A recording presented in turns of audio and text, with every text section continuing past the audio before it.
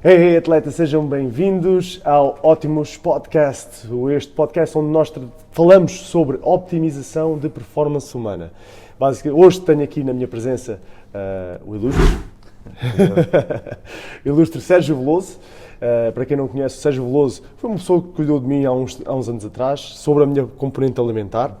E este podcast ele surgiu muito, e eu chamo-lhe de Ótimos exatamente porque nós falamos sobre a otimização da performance humana. Eu defini isto em 5 pilares diferentes. Tem a ver com a performance de saúde física, saúde alimentar, saúde emocional, saúde espiritual e saúde financeira. Então eu acabo por abordar e por trazer pessoas aqui que falam exatamente sobre estas temáticas, e que são provavelmente muito mais entendidas do que eu, cada uma destas temáticas, de forma a que as pessoas lá em casa e os nossos alunos consigam absorver conhecimento de forma a serem uns humanos mais optimizados, digamos assim. Eu acredito claramente que a pessoa que seja otimizada nestes 5 pilares tem, de facto, uma vida bem otimizada. Por isso, antes de mais nós começarmos, queria só agradecer a presença. Agradeço o convite. Do Sérgio em estar aqui a partilhar esta conversa comigo, e aí vocês aí desse lado, eu agradeço o facto de também estarem aí desse lado, e lembrem-se sempre que vocês podem contribuir de forma positiva para que este podcast continue a prestar este tipo de serviço e a criarmos conteúdos para que vocês continuem e se calhar sejam os humanos optimizados. Como?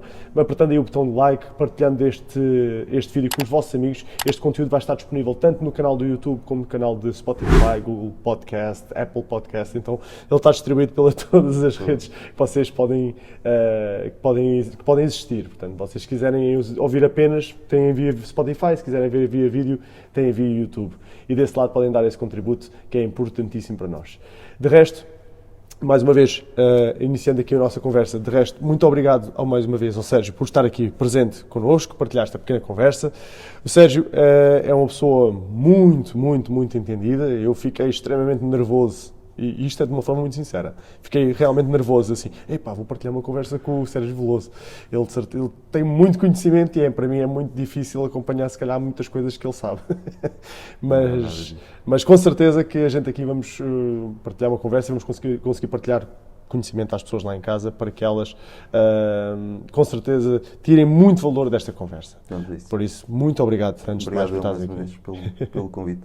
Eu, normalmente, com este podcast, eu começo pela uma primeira pergunta, e a primeira pergunta é sempre pelo início, literalmente. Quem é o Sérgio Veloso? De onde é que ele vem? O que é que ele faz? O que é que ele gosta mais de fazer? Porquê estar aqui? Porquê cuidar desta temática? Sim. Aquela pergunta que eu não dedico muito tempo a pensar, mas basicamente, para aqueles que não me conhecem, portanto, eu já trabalho nesta área há alguns anos. Eu sou formado primeiramente em Biologia Celular, a minha área é o metabolismo, e foi um bocadinho também por aí que eu fui, no fundo, feito o meu caminho profissional. Comecei também como professor, dando aulas essencialmente a profissionais de saúde, pós-graduações. Hoje em dia tenho a clínica, portanto, a Metaclínica, onde tenho o nós já vamos falar sobre isso também. De trabalhar com uma série de profissionais nesta área, que é do exercício, médicos, nutricionistas. Portanto, ali conseguimos juntar uma série de profissionais no sentido precisamente de prestar esse acompanhamento para optimização, neste caso um pouco mais específico na área da saúde, composição corporal, são as nossas áreas essenciais de intervenção. Mas basicamente o meu interesse sempre foi por esta área, já desde os 16 anos, provavelmente será o primeiro momento ou marco que eu me lembro que começou o interesse nesta área. Eu já lia bastante, já estudava mesmo antes de iniciar o meu percurso académico, principalmente na área da fisiologia endócrina, que são as áreas onde eu me acabei por especializar e onde o meu interesse reside mais. E basicamente as coisas depois foram surgindo naturalmente, digamos. Não é muito normal um rapaz, miúdo, de 16 anos e tornar-se, eu acho que vou virar-me para a biologia molecular.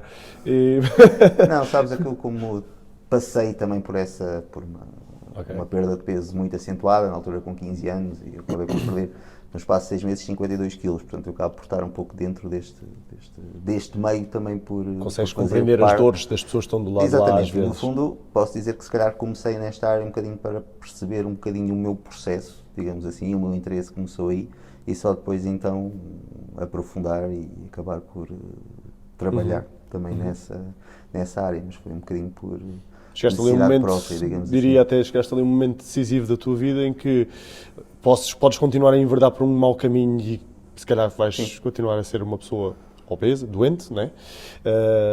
Eu uma vez li um post a partir daí também comecei a ter algum cuidado. Bastante polémico. Hoje em dia tem de ser preciso ter cuidado quando se fala desse assunto. Estamos num mundo bastante sensível, é verdade, mas de facto não quero abordar esta temática neste podcast, mas de facto, mas pronto, poderias enverdar num caminho sendo uma pessoa doente, uma pessoa obesa, ou então, ok, vou mudar por completo a minha vida, não é? Sim, basicamente é um pouco isso. As pessoas têm um bocadinho de tendência a romantizar um bocadinho esse processo, seja esse momento em que deu o clique, mas a verdade é que olhando para trás foi uma coisa tão, eu não diria simples, parece que estamos a minorizar um bocadinho a coisa, mas foi um momento ou uma decisão que surgiu naturalmente e surgiu literalmente de um dia para o outro. Posso dizer que foi de facto assim e pronto, e consegui, obviamente que 52 kg no espaço de 6 meses é uma perda de peso bastante rápida. Posso dizer que a forma como foi conseguida provavelmente não seria a forma com que eu aconselharia alguém a fazê-lo neste momento, mas a verdade é que aconteceu, correu bem, perdi, não voltei a recuperar, dediquei-me a esta área por completo, começando a estudar, também precisamente no sentido de conseguir manter esses resultados que fui obtendo e melhorar, obviamente que muita coisa mudou a partir desse momento. E, portanto, sim, foi uma fase marcante, como é óbvio, na minha vida. Foi espetacular. E, de facto, aquilo que estavas a dizer que eu, por acaso, nunca passei por esse processo, mas já ajudei imensas pessoas a passar por esse processo e sei o quanto pode ser marcante na vida das pessoas e é realmente desafiante. 6 meses, tu me disseste? 6 meses, 52 quilos é uma média... Sim, basicamente é uma mudança muito rápida, ou seja, tu perdes uma pessoa, basicamente é uma pessoa que sai dentro de ti, acaba por ser uma mudança muito rápida ali num espaço relativamente curto, mas quem está por dentro, esse processo tem um choque menor do que quem te vê de fora, claro. Assim, e o choque acaba por ser muito maior, mas sim, é um processo que tem o seu... é duro em vários aspectos, como é óbvio, momentos complicados, mas quando tu começas a ver resultados, isso próprio acaba por catalisar um bocadinho a tua manutenção no processo. E por isso eu costumo dizer que não foi um processo difícil no sentido em que foi linear, ou seja, apesar de, nessa altura, com 15 anos, eu não saber nada disto, eu comecei a estudar e a andar nessa área precisamente depois, a verdade é que toda a gente sabe o que é que precisa de fazer para perder peso. Pode não ser da melhor maneira, da pior maneira, mas a gente sabe o que é que precisa de fazer, ponto final. Sim. E eu sabia, e correu bem, funcionou. Foi espetacular. E isso foi o que me motivou, neste caso, a iniciares. Sim. E é aquilo que me motiva atualmente a enverdares por completamente. Sim, tentar, na altura, fazer essa mudança, ou seja, não só manter aquilo que eu tinha conseguido, como também melhorar, porque também não estava satisfeito, obviamente, estava extremamente magro, digamos, sem massa muscular nenhuma, e queria, no fundo, conseguir evoluir um pouco mais, continuar a obter resultados, e a forma que o vídeo conseguir eu próprio começar a estudar e começar a perceber um pouco como é que o corpo funcionava e como é que eu podia pô-lo a funcionar a meu favor. Exatamente. A partir daí, em que ponto é que começou a motivar a ajudar outras pessoas? Acho que isso é um processo, ou decorre naturalmente, não é?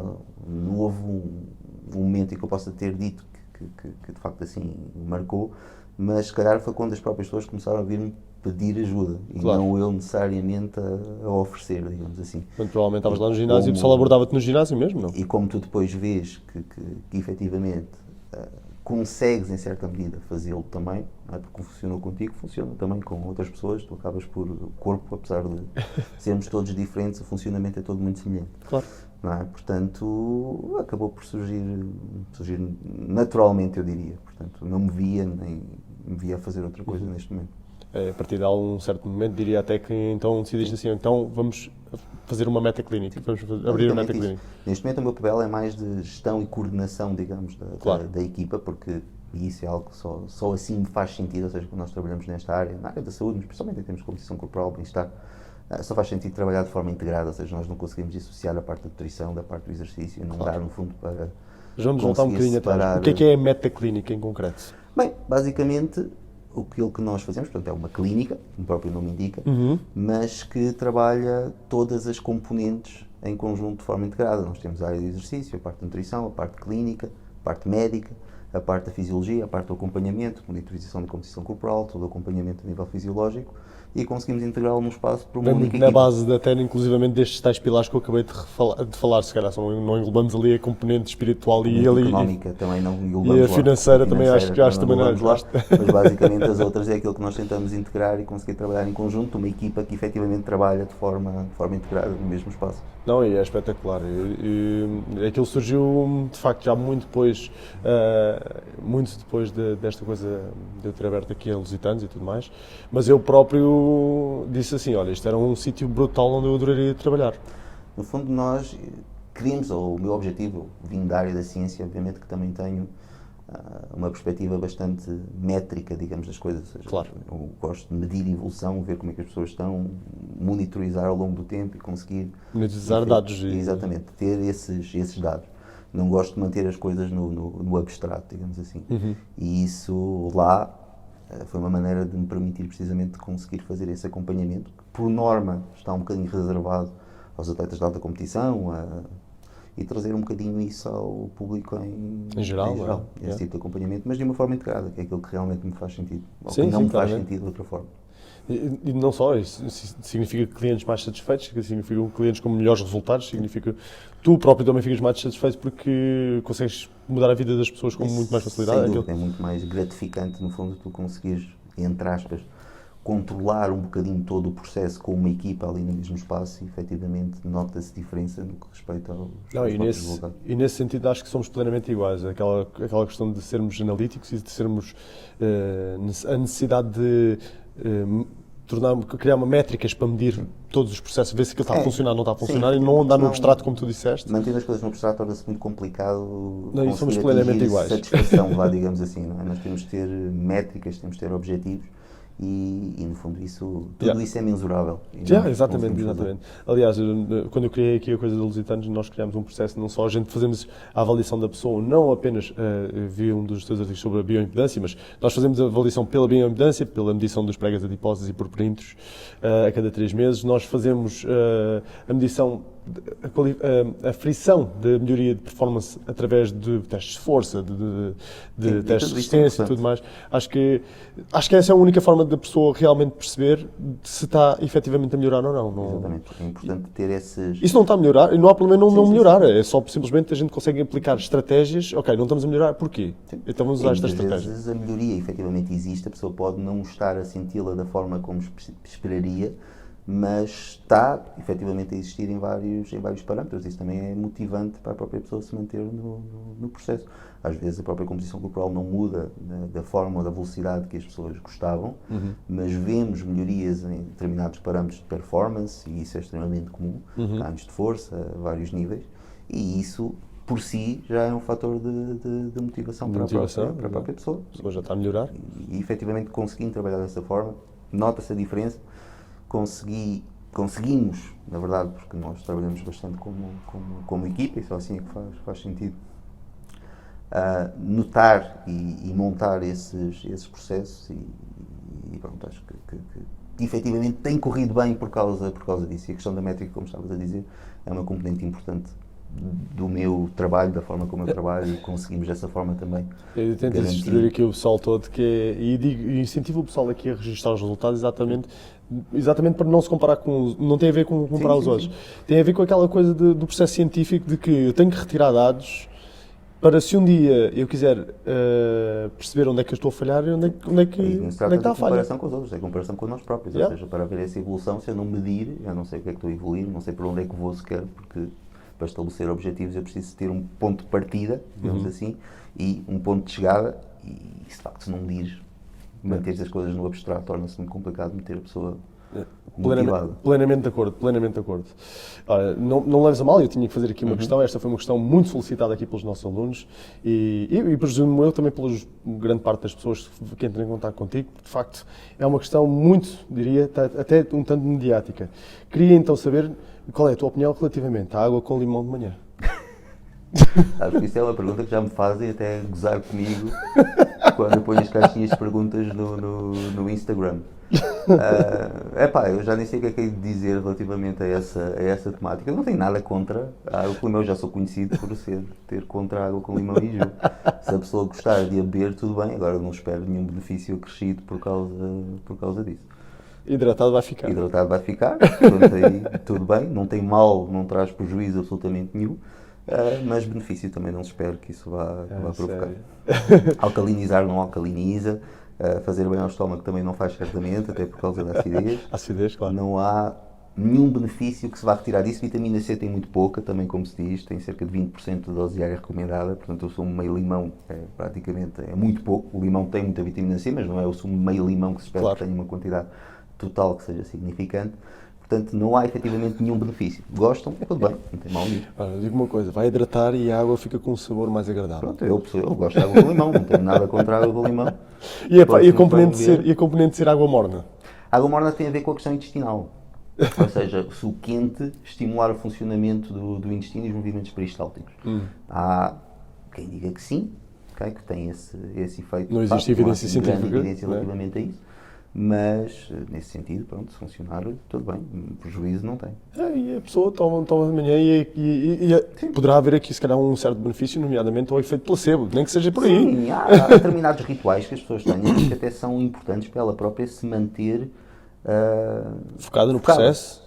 Exato. E se assim for, tudo bem. Não leves a mal, eu tinha que perguntar, mas... Fizeste muito bem. Eu, de facto... Já sigo o teu trabalho há algum tempo e acho sempre engraçado que o pessoal tende a insistir nesta pergunta contigo, a testar a tua paciência.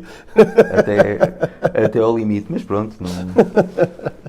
Mas, ora, então, queria fazer aqui uma pergunta muito interessante e esta já é um pouco mais a sério.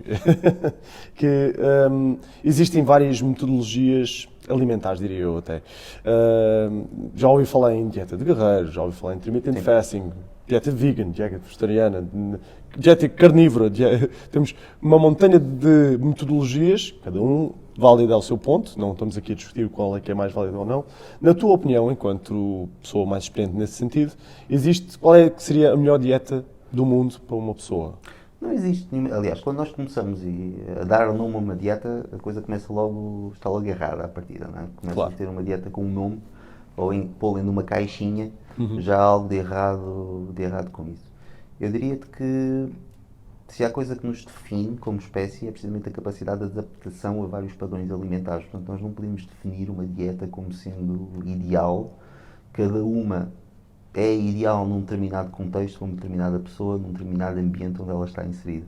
Portanto, não há nenhum padrão, digamos assim, que nós possamos definir como sendo o mais adequado, digamos. E essa questão, apesar de fazer todo o sentido, porque é bastante comum me colocar, a verdade é que eu não posso responder, ou seja, não existe uma dieta ideal, tudo depende da pessoa, do contexto, do objetivo. Portanto, é impossível de responder dessa forma. Eu normalmente costumo dizer, e esta é uma pergunta que naturalmente também me faz imenso a mim, apesar do meu conhecimento relativamente à componente alimentar, eu sinto, e acho que qualquer pessoa que efetivamente entende do assunto, acho que vai sempre sentir isto, que o conhecimento é muito reduzido. Há sempre muitas coisas a aprender. Sim, sem dúvida. Nós sabemos relativamente, sabemos bastante, mas na verdade nós sabemos ainda uma fração daquilo que é importante. Eu sinto sempre que sei muito pouco sobre a temática. É bom sinal. Normalmente quando se sabe alguma coisa, a sensação que se tem é que sabe realmente pouco. Quem acha que sabe muito, geralmente sabe pouco porque tem uma abordagem limitada, digamos assim, horizontes limitados relativamente a esse conhecimento. Diria que sim. Mas das perguntas também mais fazem exatamente, eu estou a fazer esta dieta, não sei, o que é que tu achas? Achas que esta dieta me resulta melhor do que esta? Achas que esta não sei, acho que a melhor dieta... Depende do contexto. Pode depender do contexto. E acho que a melhor dieta é sempre aquela que a pessoa consegue manter. A melhor dieta é aquela que a pessoa consegue manter de uma forma consistente, consegue garantir alguma adesão a um determinado protocolo e uma determinada rotina. Depois aqui há muita variabilidade, muita coisa que funciona e que... Será necessário tirar os tais dados? Será necessário ver o contexto, tirar a métrica, não é? Objetivos, aquilo que a pessoa consegue manter, o seu próprio estilo de vida, toda a sua parte fisiológica, também da forma como ela responde a determinados estímulos, mas lá está, não existe um padrão que possas definir como ideal e que funcione da mesma forma para toda a gente. Claro. Tu próprio segues algum regime alimentar? Alguma estratégia? O meu. O tu que criaste a ti próprio. Exatamente. Aquela que eu Sérgio sei Veloso que de Diet. comigo funciona. Okay? Eu até pedi, muita gente mostra interesse em saber como é que é a minha dieta. Eu não tenho problema nenhum em dizer, só que Claro. ao dizer ou a definir aquilo que é a minha dieta, parece que eu estou a dizer que de alguma forma é melhor do que outro padrão alimentar. Não, é melhor não. Funciona para mim, funciona bem. Consigo manter tranquilamente, consigo ter os resultados também que pretendo, mas não significa que seja melhor para ti ou para outra pessoa. Para outra pessoa qualquer, que venha à procura exatamente. Até porque se calhar podem ter objetivos completamente opostos. Sim, exatamente. Pode Logo, não ser- logo aí está a ter o São processo. pessoas completamente diferentes, objetivos diferentes, contextos, enquadramentos diferentes, e isso, obviamente, que essa generalização nunca deve ser feita. Sim, diria. E pôr em caixinhas, ou seja, classificar dietas com nomes, etc., é um erro logo à partida. Claro, porque, claro. Eu diria até que é imprudente Sim, fazer dessa maneira. nós próprios façamos, até por uma questão de organização, pensamento, nós funcionamos muito assim, em caixinhas e em... Mas a comportamentos, verdade né? é que, do ponto de vista biológico, isso não tem sentido. Ok. Existem algumas dietas que têm com certeza melhores benefícios para alguns nos sentidos e existem outras dietas que existem Exatamente. melhores benefícios no outro sentido. Exatamente, eu não posso dizer que a dieta do esquimó, que só tem disponível focas, salmão e umas ervinhas para comer, é pior por natureza do que de um Maasai no meio da savana africana. Claro. Ok? Não posso, essa comparação não pode, vai depender do contexto, depende Pois, daquilo que a exato, pessoa está exatamente. adaptada, e isso é impossível de fazer essa... Não, completamente. Uma das grandes perguntas também me fazem e com certeza é das coisas que mais atormenta as senhoras. E eu vi que tu publicaste até relativamente há pouco tempo um artigo. Neste caso também fica aqui a notificação que o Sérgio tem o seu próprio website, sergioveloso.net. .net.pt, Yeah. os dois. .net.pt.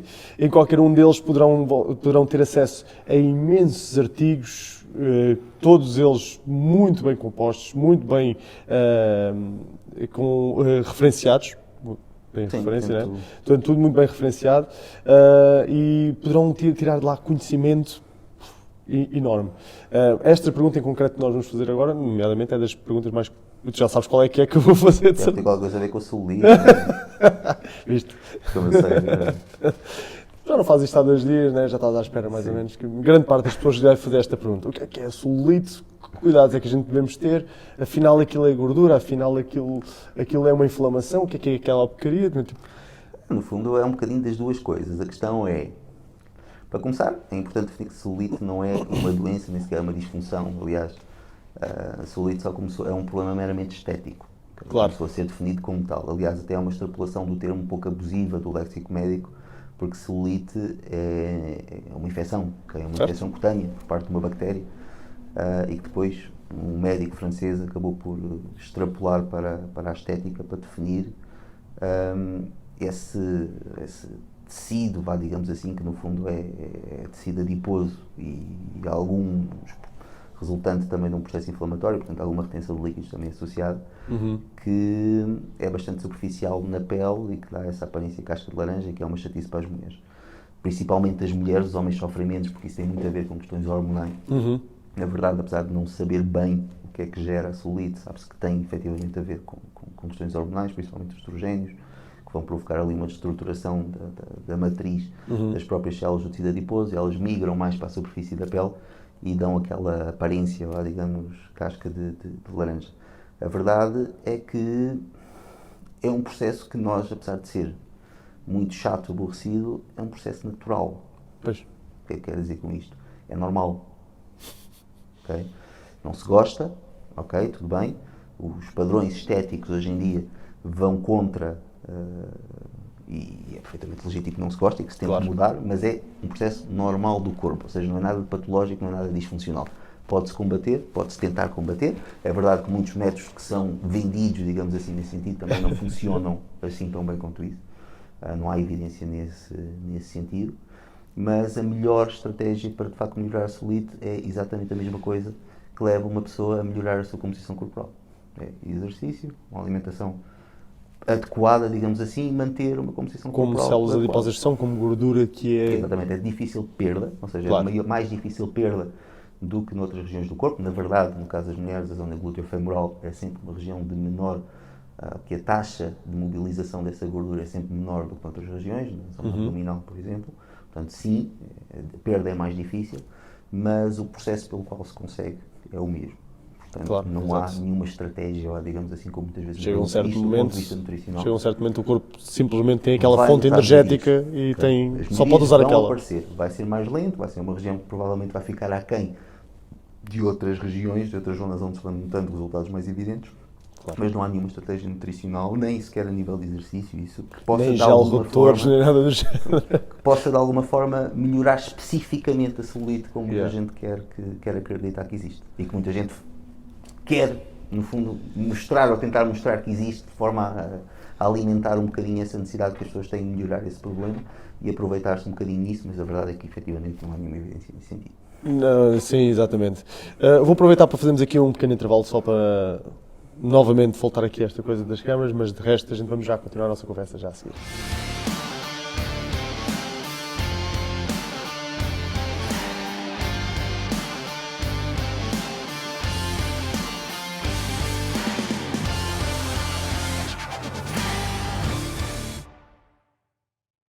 Então, estamos de volta, estávamos aqui a falar com o Sérgio Veloso no podcast Optimus, onde nós procuramos otimização humana, e quem está desse lado, mais uma vez, muito obrigado. Vocês sabem que podem contribuir positivamente com a criação deste conteúdo e dar uma grande ajuda, tanto a mim como ao Sérgio, com certeza. Poderão encontrar tanto os nossos dados como os dados do Sérgio no descritivo do vídeo, seja via Spotify, seja via YouTube. E muito obrigado por vocês estarem desse lado. Aperta aí esse botão de like, partilha este vídeo com os vossos amigos, com certeza eles vão-lhe passar muito conhecimento e vão passar uma grande ajuda que nós estamos aqui de forma inteiramente gratuita. Mais uma vez, o Sérgio Veloso está aqui presente connosco. Nós estamos agora a falar, ainda agora, sobre celulite, diria eu. E estávamos aqui a dizer que simplesmente é um processo natural do nosso corpo. Não há muito o que fazer. Com certeza as pessoas, algumas senhoras e alguns, até também senhores, não é? Sim, é muito mais raro no caso dos homens, a prevalência é muito menor, inferior a 10%, mas porque, como estávamos a dizer, tem muito a ver com questões hormonais, mas também se verifica. Claramente. Mas sentem-se de alguma maneira injustiçadas, não é? Tipo, olham para a outra pessoa que está ali ao lado, aquela desgraçada não tem nada, e eu... A verdade é que nós temos de trabalhar com aquilo que temos, não é? Com aquilo que nos dão e fazer com isso o melhor possível. Não podemos estar a comparar com ninguém. Aliás, esse é o grande problema atualmente, digamos assim, é precisamente essa necessidade de fazer comparações, que é natural e que nós fazemos de uma forma natural, mas que, pronto, acabam por trazer determinadas frustrações que... O nosso mundo neste momento vive muito à base desta coisa do que é que o vizinho do lado tem e o que é que eu não... Estamos constantemente a fazer essas comparações. Estamos sempre a fazer essa comparação. Constantemente também a esfregar-nos na cara aquilo com Exato. que nos temos ou que nos devemos comparar. Portanto, aí também acho que é natural que assim seja, mas temos no fundo também a aprender um bocadinho a estar satisfeitos com a nossa própria existência, com as nossas próprias limitações e, acima de tudo, reconhecê-las, digamos. Claro. Não é fraqueza nenhuma reconhecer limitações, as nossas próprias ou determinados aspectos específicos nossos que nos limitam de um determinado objetivo e, no fundo, trabalhar dentro daquilo que nos é possível, porque nem toda a gente consegue atingir os mesmos objetivos e aquilo que idealiza. Yeah. É muito romântico pensar que sim, e no meio do fitness, então, isso é extremamente comum, vender-se um bocadinho assim. Aliás, todo o fitness, no fundo, assenta um pouco nessa ideia, não é? Nessa ilusão de que nós, ou que não existem limites, que nós podemos ser como quisermos, compararmos com quem quisermos, e efetivamente não é assim. E temos de conseguir aprender um bocadinho melhor a satisfazer-nos com o processo em si, com os resultados que vamos obtendo, comparando-nos com nós próprios e fazendo menos comparações com os terceiros. Vai ser difícil, é o que eu estava a dizer, de facto o pessoal tende... Mas caímos outra vez naquele início da conversa, tem a ver com as métricas, ou seja, isto permite-nos no fundo comparar-nos connosco próprios. Exato. A mim é impossível fazer comparações com outros, podia-te apresentar aqui duas pessoas que com 10% de massa gorda, uma tem os abdominais totalmente definidos, a outra não se vê absolutamente nada. Eu não consigo fazer essa comparação para uma composição corporal idêntica. Claro. Não é? Portanto, essa comparação interindividual é sempre um pouco, ou pode ser um pouco frustrante. Bem, imagino que sim. Mas pronto, pessoal, um ser humano como espécie nunca há de estar satisfeito com aquilo que tem e isso faz parte, não é? Estamos sempre à procura de ter melhor e sermos melhores. Um dos motivos pelos quais nós estamos onde estamos e chegamos onde chegamos, a necessidade sempre conseguir um pouco mais. Sempre a querer um pouco mais, estamos sempre a querer um pouco mais. É. Se pudéssemos definir um alimento o melhor do mundo, qual é que tu escolherias? Os podcasts comigo são sempre muito frustrantes porque eu não consigo responder essas perguntas. Não existe. Não existe Ou seja, melhor alimento do mundo. Não existe nenhum alimento que eu possa dizer que seja o melhor do mundo. Okay? Não existe. É a combinação de vários alimentos que no fundo te dão tudo aquilo que tu precisas. Não há um alimento que eu possa definir como sendo, não sei se é aí que queres chegar, mas nós não conseguimos sobreviver, digamos assim, com um alimento só. Há quem ache que sim, da dieta carnívora, por exemplo, mas isso, lá está. E mostra-se também alguns casos de algum pessoal que aquela pessoa que foi aprisionada com o papilão, se não me engano, durante meses só comeu coco. E é isso que eu te estava a dizer, ou seja, nós conseguimos sobreviver com uma gama muito restrita de alimentos em condições bastante severas, digamos assim. Agora, sobreviver não significa que seja a condição ideal para um indivíduo. Nós sobrevivemos até durante muito tempo sem comer absolutamente nada e conseguimos sustentar-nos a partir de muito pouco. Mas isso não significa que seja o ideal. Imagino. Não há nenhum alimento que eu possa dizer que seja insubstituível numa dieta e que, por si, possa ser considerado um super alimento, digamos assim. Exatamente. Eu reparei num dos teus últimos posts, tu falavas sobre a qualidade proteica relativamente à dieta vegana, dieta não vegana e tudo mais. Eu, por acaso, neste momento eu não gosto de me chamar uma dieta, não gosto de chamar vegan, porque muito de vez em quando como ovos, então vamos chamar vegetariano. Mas de facto foi uma temática que me apareceu, porque a maior parte do meu tempo eu tenho uma alimentação não à base de produtos animais, e aquela situação, de facto, foi ali uma notícia que me despertou a atenção e eu fiquei intrigado. Eu até acho que na altura, depois eu até acho que mandei uma mensagem a perguntar sobre qualquer coisa relativamente a essa parte, nomeadamente a qualidade da proteína animal versus proteína vegetal. Eu gostaria de falar um bocadinho melhor sobre isso. De facto, é importante falar nisso no sentido de definir o que é qualidade, ou seja, o que é melhor, o que é pior. Não é? Porque parece que nós estamos a categorizar. Porque, lá está, é verdade que os alimentos de natureza vegetal têm um perfil de aminoácidos menos adequado, entre aspas, para aquilo que são as nossas necessidades orgânicas. O que é que eu quero dizer com isto? Que em termos de proporção e relativamente ao teor de aminoácidos essenciais, os alimentos vistos como um só, ou seja, se eu pegar num alimento de origem vegetal sozinho, em forma isolada, têm um perfil de aminoácidos menos adequado ou menos próximo daquilo que são as nossas proteínas endógenas. Mas isso não significa que eu não consiga obter, através de uma alimentação vegetariana, todos os aminoácidos que eu preciso. Eu tenho de combinar fontes. Claro. Okay? E a partir daí, a partir desse momento, vou conseguir obter aquilo que efetivamente necessito. Valor biológico ou qualidade de uma proteína define-se por norma pelo valor biológico, que é, uma forma simples de perceber, é a capacidade que nós temos de tornar os aminoácidos que ingerimos em proteínas nossas, de incorporá-las nas nossas próprias proteínas, e efetivamente as proteínas de origem animal têm um valor biológico superior. Tem o perfil de aminoácidos mais adequado e mais aminoácidos essenciais, e tem uma digestibilidade superior, ou seja, nós conseguimos absorver mais daquilo que tem muito a ver também, se calhar, com a biodisponibilidade que elas têm, né? No fundo, isso é uma medida de biodisponibilidade. Agora, numa situação em que um consumo proteico, independentemente da origem, é sedentário, ou seja, permite-me manter um balanço ajustado positivo, ou seja, aquilo que eu ingiro de aminoácidos é superior àquilo que eu elimino, não é?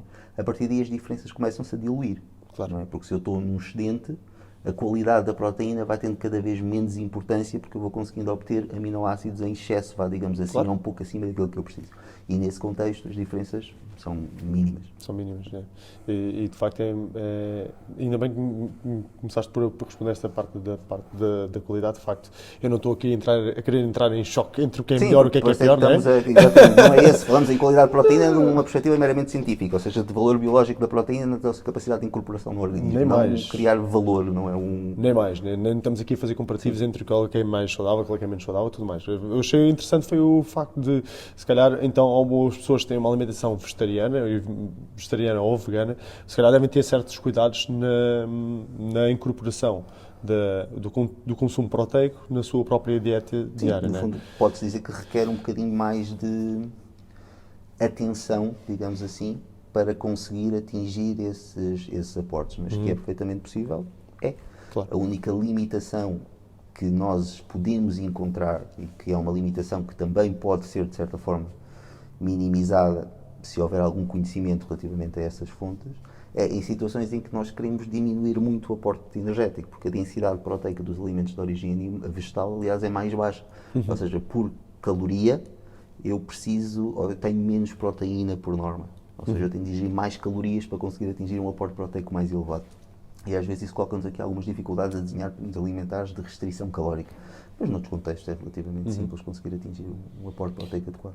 Daquilo que o meu curto conhecimento indica, o que sei é que normalmente o pessoal, atleta não vamos chamar de atleta, o pessoal que faz atividade física tem um consumo diário recomendado de proteico, seja entre 1,6 a 2,2 gramas o dia, mais ou menos. Isso já podem praticar atividade física. Certo, exatamente. E já com alguma intensidade. Exatamente, que já tenha uma prática regular de atividade física com alguma intensidade, não é? E dirias que a pessoa, ou vegetariano ou vegan, aproxime-se mais dos 2,2 do que nomeadamente do 1,6? Poderia-se dizer que sim, tendo em conta a qualidade da proteína, mas a verdade é que aquilo que nós encontramos na evidência, aquilo que os estudos nos dizem, é que a partir de 1.4, 1.6 começa a não fazer diferença. Porque começamos a entrar em aportes que já nos permitem manter o tal balanço de estado positivo. Ou seja, é sedentário aquilo que nós eliminamos. E isso faz-nos com que nós consigamos reter aminoácidos com maior facilidade, portanto, na construção das nossas próprias proteínas. E a partir desses valores a diferença começa a ser residual. Ok. Então eu diria-te que qualquer coisa ali entre os 1.6, 1.8, 2 será suficiente para a maior parte das pessoas conseguir manter o balanço de estado positivo. Não, e mesmo, muito provavelmente, grande parte dessas pessoas não são atletas e a diferença vai ser mínima em termos de... Okay. Sim, em termos de resultados, a diferença. Em termos de resultados vai ser mínima. Não estamos aqui para maximizar o seu próprio resultado. Se calhar fosse um atleta... Não, e lá está, isto do consumo proteico ainda quanto mais melhor, ou seja, não é essa capacidade de síntese proteica muscular tem limites, tem tetos, e não é para eu ingerir mais proteína que eu vou sintetizar mais e vou conseguir ganhar mais massa muscular do que aquilo que é, ou que o estímulo permite.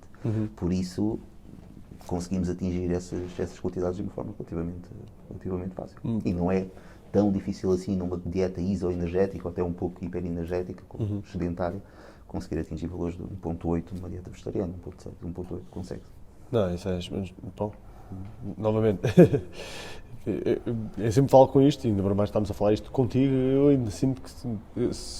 Eu sinto que sei 0.00001, não é? mas de facto acho que aqui são informações muito fixes. Existe aqui umas quantas pessoas, e isto é também das perguntas mais me chega, e com certeza também há de ser das perguntas mais chegam a ti, que é o pessoal que não consegue ganhar peso, tem dificuldade em ganhar peso. E existem. Existem, exatamente, eles existem. Mas pelo menos essas pessoas, todas essas pessoas que chegam ao pé de mim com essa questão, são as pessoas que mais comem no mundo e que não conseguem comer mais. Toda a gente diz isso, mas depois quando vamos a ver, a maior parte dos casos não é bem assim. Eu também acho que sim, eu também acho que não. Não é não. Ou seja, em muitas dessas situações, por vezes quando nós pedimos para fazer um diário alimentar detalhado, chegamos à conclusão que essa percepção é errada e efetivamente as pessoas não estão a comer a quantidade de energia necessária para que possam ganhar peso. Só que têm uma percepção do apetite um pouco diferente e de facto elas pensam que estão a comer demais, quando na realidade não estão. Embora haja efetivamente algumas pessoas que na ciência chamamos de magros constitutivos, ou seja, aquelas pessoas que têm efetivamente bastante dificuldade em ganhar peso, e existem já até várias explicações para que isso aconteça. Uma delas é precisamente uma percepção um pouco diferente dos mecanismos de fome e saciedade. A outra é também um dispêndio energético maior em resposta à refeição, ou seja, não é um metabolismo mais lento ou mais rápido, mas aumentam mais o dispêndio energético quando ingerem uma determinada refeição, em resposta à ingestão dessa refeição, e acabam, de certa forma, por anular esse excedente do que outras pessoas têm. O próprio processo de digestão requer ali um processo de consumo energético. Exatamente, não é? Há um aumento do metabolismo que ocorre sempre que tu comes. E esse aumento do metabolismo tem duas componentes. Tem a componente obrigatória, que está associada ao próprio processo de metabolização dos nutrientes. Tem uma componente facultativa, que é pela ativação do sistema nervoso simpático. No fundo, é o teu corpo a produzir calor em resposta a essa refeição. No fundo, também para dissipar precisamente energias sedentárias. Claro. E essas pessoas têm uma maior capacidade de fazer isso, parece de facto ocorrer, e isso, em certa medida, vai protegê-las, digamos assim, de um ganho de peso ou mais do que outras. Significa, se calhar, uma boa estratégia para, então, se tivéssemos de definir assim uma boa estratégia, 2 ou 3 boas estratégias para o pessoal que tem esta dificuldade. Ponto número 1, eu diria fazer claramente um diário alimentar. Em primeiro lugar, sim, definir exatamente aquilo que come, porque acredita que Em às quantidades vezes torna-se definidas mais também, não é? difícil pôr essas pessoas a comer mais do que alguém que precisa emagrecer a comer menos. Claramente, Ok? também acho. Porque, apesar de para muitos isto ser um conceito difícil de entender, comer muito contra a fome é difícil. É difícil. É difícil. Eu sei o quanto isso é verdade, porque não aconteceu com muita gente, mas contigo, na dieta que na altura que tu orientaste nesse sentido, eu aumentei, não sei. Eu não tenho dificuldade em ganhar peso, mas nunca esperei aumentar Sim. tanto peso. O meu peso anda sempre por volta dos 84, 85, mais ou menos. Quando eu fiz a dieta que tu me prescreveste, eu aumentei para os 92 a 94. Foi assim, rápido. As minhas cargas aumentaram, Sim, tipo, sim. os meus níveis de força, as minhas cargas que eu levanto aumentaram drasticamente. O meu problema foi fazer o resto. Sim, a parte da alimentação, aliás, é comum os culturistas dizerem que a profissão deles é comer. Claro. Ok? Treinam nos intervalos e descansam nos intervalos, mas a profissão deles é comer. Yeah. Porque efetivamente ingerir a quantidade de energia que é necessária para manter aquele nível de massa muscular é difícil. É Sim. muito difícil. Claro que a maior parte das pessoas não tem essa percepção, não tem essa noção, mas não é fácil de facto pôr nesses contextos as pessoas a comer Não mais mesmo. do que elas têm vontade. Não, é isso. Sempre que eu explico às pessoas, então, mas está bem, mas como é que ganhaste esse peso? Assim, olha, eu a seguir ao meu treino, imediatamente a seguir, de acordo pelo menos com o teu plano, na altura eu comia aproximadamente 700 gramas de comida. Aproximadamente. Tipo, era arroz e atum. Efetivamente não é fácil. A maior parte das pessoas não passa por esse processo porque o objetivo é precisamente outro, mas torna-se muito difícil conseguir trabalhar nesse sentido e às vezes os principais bloqueios a esse ganho de peso é a própria pessoa, porque não se sente confortável com essas Depois quantidades o de pessoal, comida. mas assim é isso não é vida nem nada. Então, mas então não te queixes, não é? Não, sim. No fundo, se o objetivo, há determinados sacrifícios que têm de ser feitos para atingir um determinado objetivo. Completamente. Não há- E o que Ou interessa- então, lá está como estávamos a dizer, simplesmente ficar satisfeito com aquilo que se tem. Que também não é Exatamente. problema nenhum. Que não há problema nenhum, exatamente. Não existe, nomeadamente, diria eu, que modalidades que requeram algum tipo de alimentação, ou se calhar sim, de certa maneira. Esta pergunta que eu tinha aqui até poderá ser estava aqui a lê-la e poderá ser mal interpretada, que é se existem alimentações específicas ou regimes alimentares específicos de acordo com a modalidade que a pessoa possa fazer.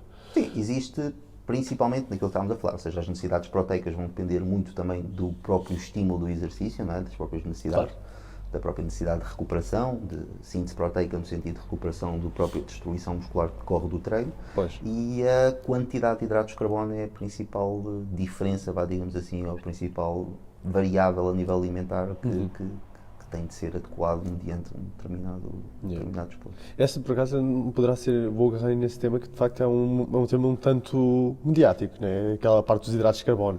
Sim, não, nem por isso, Claro mais que ou sim, os hidratos menos. de carbono foram Eu também sou de acordo que sim. diabolizados, digamos assim, sem motivo absolutamente nenhum.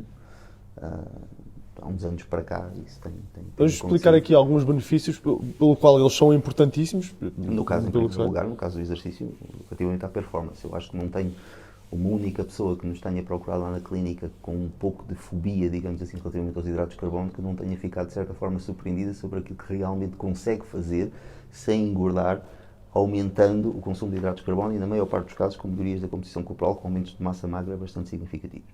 Portanto, eles, No final do de dia, o que facto, interessa é o balanço energético que a pessoa tem, é né? o balanço energético, não há dúvida quanto a isso. A questão dos hidratos de carbono tem muito a ver com aquela percepção imediata da perda de volume que a pessoa tem quando restringe a alimentação, mas isso é perda de água, é importante que a pessoa perceba que a pessoa não está a emagrecer, a pessoa só vai emagrecer se perder efetivamente gordura, não é se perder água. Isso nós temos uma forma de perder gordura, que é através de dióxido de carbono que respiramos. Ou seja, nós temos de gastar mais do que aquilo que ingerimos. Certo. E a única forma que nós temos de eliminar gordura no corpo é através do dióxido de carbono que expiramos na respiração. Portanto, aí não há como. Fico surpreendido às vezes, ainda hoje, até hoje, ainda mesmo aconteceu. Uma pessoa começou a treinar connosco há, se calhar, uma semana, uma coisa assim. Não, acho que nem uma semana tem. E hoje disse, não sei o que, já me pesei hoje, já tenho menos 2 kg. Eu assim, calma, tipo, isso é, que bom, mas bebe mais água. Sim.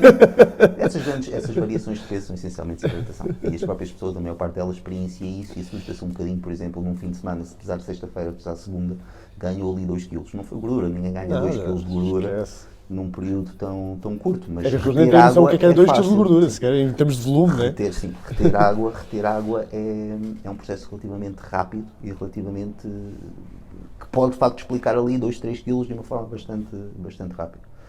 Basta a pessoa comer mais hidratos de carbono, porque estimula a insulina vai fazer com que tu retenhas mais sódio a nível renal, vais reter mais água também nesse sentido, e isso leva a essas oscilações de peso, mas passado 2, 3 dias... Se a pessoa estiver a tomar alguma suplementação, pode também inclusivamente ajudar nesse processo, ou melhor, inadvertidamente, alguma suplementação pode causar esse processo de retenção de água, não é? Pode, mas o principal fator que leva a que a própria pessoa se sinta desconfortável com o consumo de hidratos de carbono pelo aumento de volume é os restringir. Ou seja, se não houver essa restrição tão grande, tão severa durante a semana, digamos assim, quando ela vai os comer ao fim de semana, quando tem uma refeição livre, o ganho de peso não vai ser tão acentuado. Claro. Okay? Porque a variação dos níveis de insulina também não vai ser tão grande. Claro. Agora, se tu baixas muito durante a semana e depois ali, ao fim de semana, tens esse excesso, vais notar muito essa variação de peso. E depois fica um bocadinho essa fobia dos hidratos de carbono precisamente. E ficam paranoicos, né? Ficam paranoicos, que o pessoal pensa que, não, já engordei este fim de semana. Não, pensa de facto que são os hidratos, quando na verdade é água, não é gordura. Okay? Sim, a água é água. exatamente. Obviamente, do ponto de vista estético, isso manifesta-se, porque é volume também, e a pessoa sente-se mais tapada, digamos assim, e a pessoa pode até não gostar de ter, mas há uma forma, se calhar, melhor de controlar isso, que é não restringir tanto. Exato. Porque, de facto, é que tu estás a explicar, num processo mais, com palavras um bocadinho mais científicas, o corpo torna-se efetivamente sedento daquele componente, não é? Sim. E no fundo o estar sedento não é só dos hidratos de carbono em si, mas ele responde de uma maneira tão exacerbada, que acaba por haver um aumento da insulina tão significativo em resposta à ingestão de um hidrato de carbono que foi, no fundo, privado durante parte do tempo, que isso potencia muito essa retenção hídrica, essa captação de água, esse aumento de volume, portanto... Depois a insulina não tem só apenas a função de lançar o glicogênio para dentro dos músculos, acaba muito por ter essa coisa também da permeabilização da água para dentro do músculo. Tem imensas funções, ou seja, tem função a nível do tecido adiposo, variações a nível do tecido adiposo, na síntese de glicogênio, mas também a nível da própria retenção hídrica do corpo em geral. Claro. Ou seja, aumentando a reabsorção de sódio a nível dos rins, faz com que tu retenhas mais água. Portanto, aí é o processo natural da hormona, mas lá está, a água não é gordura. Não, completamente. Mas para as pessoas que estão lá a ver também, para tentarem agora perceber um bocadinho mais sobre esse processo, que é basicamente isto. A gente fazemos uma restrição de, vamos chamar de hidratos de carbono para ser mais fácil, de açúcares. Hidratos de carbono em geral, no fundo, pensa... A insulina não responde só aos hidratos de carbono, mas só que aos hidratos de carbono que ela responde de forma mais exacerbada. Não é? Claro. Se tu não os consomes durante a semana toda, o que é que vai acontecer? Tu vais estar exposto a níveis menores de insulina durante o tempo todo. Isso pode ser considerado até positivo, não há mal glicogênio muscular, neste caso a glicose sanguínea está mais baixa. A glicose sanguínea mantém-se mais ou menos estável. Os níveis de glicogênio muscular e hepático, o hepático também está mais ou menos estável porque é uma necessidade absoluta, os níveis de glicogênio muscular também começam um pouco a baixar. Claro. E daí que o rendimento também acaba por quebrar um bocadinho nesse tipo de abordagem. Mas tens uma exposição global à insulina menor. Claro. Depois acabas por ter uma refeição ou um fim de semana inteiro onde comes alarvemente coisas que te privaste durante a semana. Claro. Obviamente que a insulina vai disparar, não é? E se ela vai disparar, tu vais acabar por sofrer mais os efeitos dela. Não necessariamente do aumento de gordura, porque a insulina não te faz engordar se não houver um sustento energético, porque ela não vai pôr nada no corpo se não for sedentário. Aquilo que ela vai fazer é mobilizar energia para dentro das células, que é o que ela faz, quer o glicogênio para o nível muscular, quer ácidos gordos para dentro do tecido adiposo. Mas vai, no fundo, potenciar muito esse processo de retenção de líquidos. Que a insulina está constantemente a ser produzida no pâncreas. As células do pâncreas produzem 24 horas por dia, só que só libertam quando são estimuladas. Há uma libertação basal, que se vai mantendo constante ao longo do tempo, mas tem um pico, é libertado um pico quando há um determinado estímulo. Exatamente. Se esse estímulo vai sendo menor, o que é que vai acontecendo? Os grânulos de insulina, porque ela está dentro da célula em grânulos, vão se acumulando, as células ficam com muitos grânulos. Quando ela é estimulada, dispara. Aquilo tudo dispara, é tudo lançado para a corrente sanguínea para tirar daquela glicose. Sim, acabas por sofrer um pouco mais dos efeitos da insulina. Normal que assim seja. E depois acaba por haver grandes oscilações de peso. Respondendo aí em casa, então já sabem, evitem o corte por completo de hidratos de carbono e para depois, ou então mantenham isso para toda a vida. Sabes que uma das noções mais erradas a nível não de nutrição em si, mas muitas vezes aquilo que as dietas Claro. preconizam é o choque. Ou seja, para impedir que o corpo se adapte, quando é precisamente o inverso que nós devemos fazer. O que o corpo gosta é de rotinas. Okay? E Eu gosto da homeostasia, né? A homeostasia é manter-se o importantíssimo. menor distúrbio possível. Claro. Okay? E, no fundo, essas oscilações que vão acontecendo não jogam. Não jogam a favor, não. De facto, tem de certeza consequências nocivas, inclusivamente, para a componente de saúde, diria eu. Sim, poderá ter aí, lá está. Se for uma sim. coisa estendida no tempo, claro, se for uma coisa estendida no tempo. Até porque, na altura me foi dito, que os hidratos de carbono também têm uma componente muito importante para a componente de saúde das articulações, até inclusivamente, não? E não terá certamente aqui algum papel, precisamente também pela questão da hidratação e tudo isso. Os hidratos de carbono também são, no fundo, os componentes, os proteoglicanos, etc., também são constituídos e são produzidos à base de hidratos de carbono. Mas há determinadas coisas que também é importante perceber, ou seja, que o nosso corpo, se nós não damos, ele cria. Claro. Okay? Mesmo numa dieta cetogénica, os níveis de glicogênio muscular nunca baixam dos 50%. Ou seja, há um mínimo que o corpo tem de manter e vai, no fundo, pegar noutras estruturas, neste caso os aminoácidos musculares, para conseguir produzir glicose para manter aquilo que necessita. Portanto, há uma certa homeostasia, como estávamos a dizer, que nós não conseguimos ou não se vai mudar. Okay? Vai ser à custa de outras estruturas, portanto, de outros processos. Mas o corpo vai conseguir arranjá-los. O nosso corpo é, de facto, uma coisa do caraças. Desde o momento que a gente, acreditando quem acredita nisso, mas desde o momento que a gente surgimos como macacos e houve esta adaptação até aqui, Sim, a gente consegue efetivamente tudo. Sim, o nosso corpo adapta-se a muitas condições e a homeostase é precisamente esse processo que mantém esse equilíbrio. E por mais que nós o tentemos destabilizar, a tendência do corpo é sempre voltar ao mesmo sítio. Voltar ao mesmo sítio, exatamente. Queria-me fazer só aqui uma última pergunta. Esta última pergunta tem muito a ver com... diria que até já não tem tanto... já é uma coisa mais pessoal tua. Se tivesses de escolher comer sempre a mesma coisa para o resto da tua vida, o que é que tu escolherias? Sabes que a alimentação, para mim, isto falando numa perspectiva meramente pessoal, não tem nada a ver e é importante também distinguir. Não estou a querer generalizar isso, mas a alimentação para mim tem uma componente muito funcional. O que eu quero dizer com isto? Pouca componente hedónica, digamos assim, ou seja, associada a prazer, digamos assim, mas muito instrumental. Ou seja, a alimentação serve para um determinado objetivo. E eu consigo viver muito bem com uma gama de alimentos relativamente restrita, confortável, com quem eu me sinto à vontade, digamos assim, e permitindo-me que as exceções aconteçam também tranquilamente, mas dentro, ou seja, no dia-a-dia, numa gama de alimentos relativamente restrita, por uma questão até de comodidade, facilidade na própria gestão do dia-a-dia. Portanto, eu não tenho problema nenhum. Não consigo dizer um alimento com que eu viver o resto da vida, porque eu quero dizer. Não digo um alimento, não pode ser um alimento, pode ser um prato, pode ser um... É isso que eu estou a dizer, porque não me custava, por exemplo, passar o dia inteiro a comer frango com arroz e brócolis. Ok. Eu conseguia estar... Há pessoal que é exatamente o oposto, Sim, eu conseguia estar um dia inteiro a fazer 4, 5, 6 refeições assim, sem problema absolutamente nenhum. Há pessoas que simplesmente não toleram essa monotonia. Para mim eu consigo tranquilamente, não custa absolutamente nada, aliás, até gosto nessa perspectiva instrumental da alimentação, ou seja, estou-me a alimentar, estou tranquilo quanto a isso e é muito mais fácil para mim, no dia-a-dia, gerir uma alimentação. Não solicita tanta criatividade nem nada, é muito mais fácil de gerir, já sei o que é. Super tranquilo. Amanhã já sei que vai ser frango com arroz, já sei que vai ser... Sim, lá está, não tem de ser necessariamente, nem estou, obviamente, e espero que fique claro a dizer que é a melhor opção. Mas conseguiria... É uma coisa que resulta para ti, não é? Não, conseguiria muito facilmente passar o dia inteiro, uma semana inteira assim. Não teria problema com isso, não saturo, não canso. consigo estar a comer a mesma coisa ad eterno, praticamente, que não me...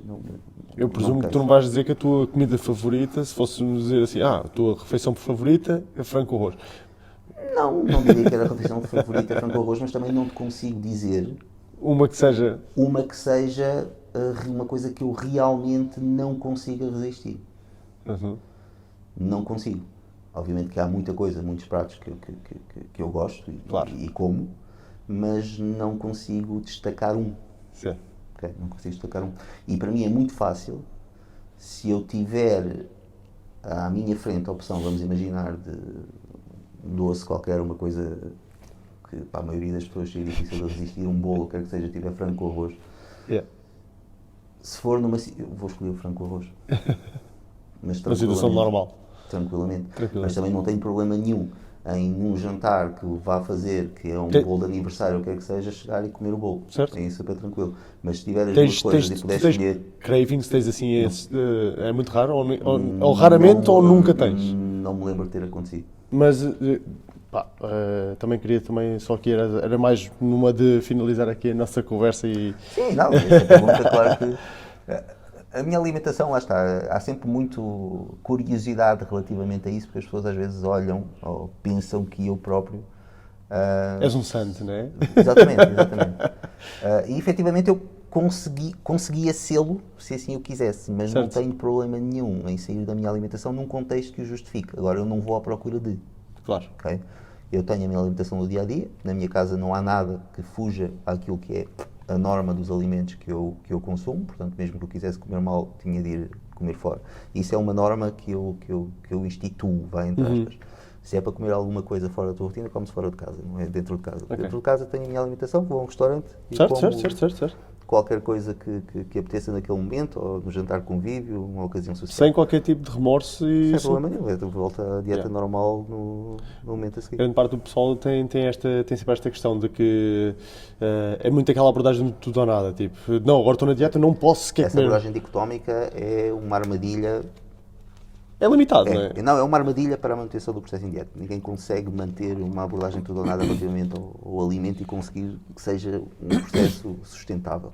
E essa dicotomia, ou esse valor, essa criação de valor de alimentos bons e maus, está na base de muito do insucesso da maior parte das dietas. Não os devemos qualificar assim. Há alimentos que são melhores do que outros para um determinado objetivo, um determinado contexto, mas a proibição, ou seja, aquela sensação, aquela autopunição quando tu comes um determinado alimento que está fora daquilo que é o teu padrão, aí não joga a favor de ninguém. Deve haver alguma moderação e flexibilização relativamente a isso. Não, claramente.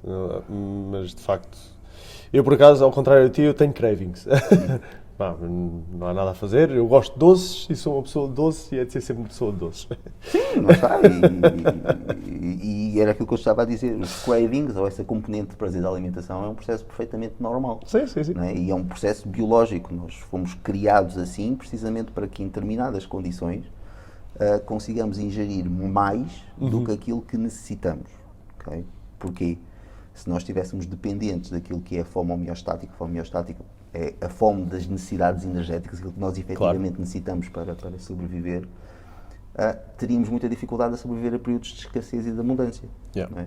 Então, se tu estiveres num ambiente onde existem muitos doces, alimentos de elevada componente calórica, podemos também dizê-lo, e muito palatáveis. Muito palatáveis. A palatabilidade é mesmo o nome certo que tu podes chamar esse tipo de alimentos. A tendência vai ser sempre, tendo em conta que é um sinal externo, é um input de abundância, não é? A tua tendência vai ser sempre comer mais para criar reservas. Isso é um mecanismo normal. Okay? O prazer serve precisamente para isso. Não é? Nós temos dois grandes mecanismos associados ao prazer, que são precisamente mecanismos que a nossa biologia criou para condicionar o nosso comportamento nesse sentido, que é comer para sobreviver e o sexo para reproduzir. São os dois grandes comportamentos condicionados pelo prazer. E é normal que assim seja, é biológico. E é normal também que a pessoa tenha prazer com a alimentação. Sim. O problema normalmente surge quando isso é ou o único prazer ou uma forma, no fundo, de compensar outras áreas e aliviar determinados mecanismos de stress, porque sabe-se que o prazer tem esse efeito de coping, digamos assim. Pois, exatamente. Mas agora retirar prazer da alimentação não é problema absolutamente nenhum, portanto faz parte. De facto, o pessoal às vezes tende a compensar certas fases negativas numa componente da vida com esta parte. Sim, está à mão, é acessível, é socialmente aceite, digamos assim. Exato, é uma socialmente forma mais aceite. fácil de compensar determinadas... E pronto, e com esta ideia nós terminamos aqui esta nossa conversa. Pá, antes de mais, novamente eu queria agradecer o facto de estares aqui a partilhar esta hora e qualquer coisa de conversa connosco. Ao pessoal que estiver em casa, se notar que houve ali um corte de repente ali numa parte da nossa conversa, foi simplesmente a câmara que decidiu parar de gravar e voltamos novamente. Eu consegui prevenir isso no primeiro intervalo, mas neste aqui já não foi a tempo, porque a nossa conversa, de facto, acho que se estivéssemos aqui a conversar durante mais uma hora, acho que ainda ia. Esta área tem sempre muitos temas e é fácil. É fácil ficar... Eu não senti esta hora a passar, acho que passou muito rápido até. Mas também não te quero estar ocupado demasiado muito mais tempo e eu agradeço mais uma vez o facto de estares aqui e de despenderes desta hora para partilhar o teu precioso conhecimento connosco. Eu agradeço o convite mais uma vez. E muito sucesso aqui para o projeto. Não, eu fiz isto sem qualquer tipo de finalidade. Decidi trazer mais valor ao pessoal que treina aqui connosco, decidi trazer conhecimento ao pessoal que consegue e que assiste a este tipo de conteúdo.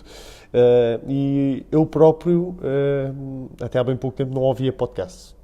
Entretanto, comecei a passear, mudei de casa para um apartamento e tive que começar a passear os cães. E à noite, meto os fones e enquanto estou a passeá-los, comecei a ouvir podcasts. Acho que é uma forma muito fixe de consumir algum conteúdo. Eu ouvia mais quando morava longe do trabalho, mas agora moro a 1,5 km do trabalho, então eu ouvia no carro. Agora já não tenho tanto esse... Pois, exato. Sim. Já não dá tempo. Quando trânsito, vais para carregar no play... é uma maravilha. Já pois. Quando vais para carregar no play já estás a chegar a casa. Não. Então não podes fazer nada. E já sabem que vocês aí desse lado, vocês podem contribuir positivamente aqui para o nosso podcast e para fazer chegar este conteúdo a mais pessoas, simplesmente carregando aí no botão de like, subscrevendo aí o nosso canal.